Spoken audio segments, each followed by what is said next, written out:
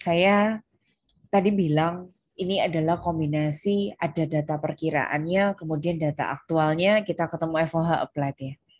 Pada akhir periode, kita juga menyesuaikan lagi bagaimana FOH applied yang tadi kita gunakan dalam costing kita, dalam menghitung produk cost kita bandingkan dengan yang data aktualnya. Jadi kalau tadi saya cerita, teman-teman, listriknya Februari baru dibayar Maret, atau gajinya karyawan Februari baru teman-teman bayar awal Maret. Tapi kan bakalan kalau ditunggu, kalian bisa dapetin data aktualnya Februari juga kan pada akhirnya. Tapi timingnya lebih lambat, gitu aja kan. Nah, pada akhirnya kita tetap akan membandingkan FOH applied yang hasil dari rumus tadi sama memang FOH yang benar-benar aktualnya. Jadi bagaimanapun juga akuntansi itu tetap bagaimanapun, kalau tadi kalian sempat berpikir ya, loh kok enak pakai rumus kok kira-kira, kok produk cost-nya kok nggak benar-benar pakai data nyata? Enggak, akuntansi itu pada akhirnya tetap pakai data. Tapi nunggu dulu timingnya tadi ya. Terus apa yang dilakukan? Data FOH applied yang tadi kita dari hasil rumus, kita bandingkan sama aktual.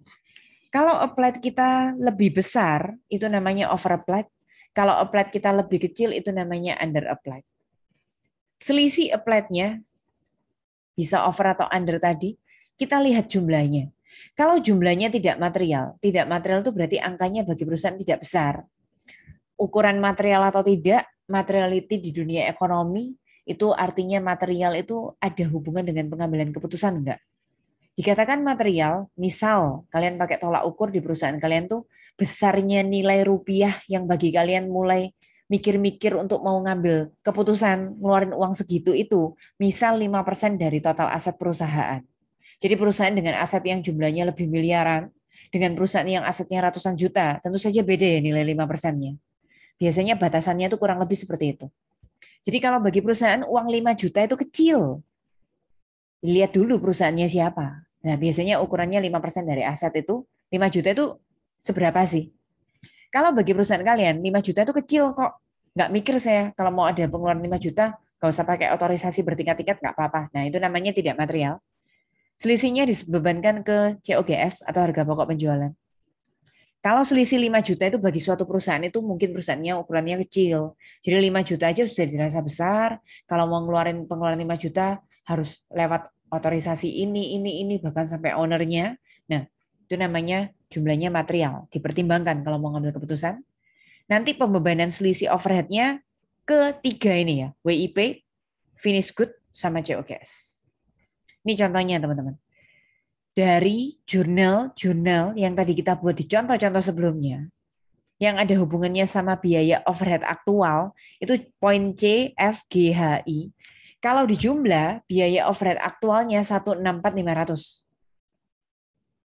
Kemudian biaya overhead applied-nya itu dari poin E, kalau di jumlah 180.000. Aktualnya 164.500, applied-nya 180.000. Kondisi ini karena banyakkan applied-nya namanya over applied. Nah, over applied 15.500.000 rupiah ini bagi perusahaan bagaimana? Kalau tidak material, ini jurnalnya. FOH to COGS. Hanya melibatkan COGS saja karena selisihnya tidak material. Kalau material, maka debitnya FOH, kreditnya 3. WIP, finish good, sama COGS. Saya bahas yang tidak material dulu.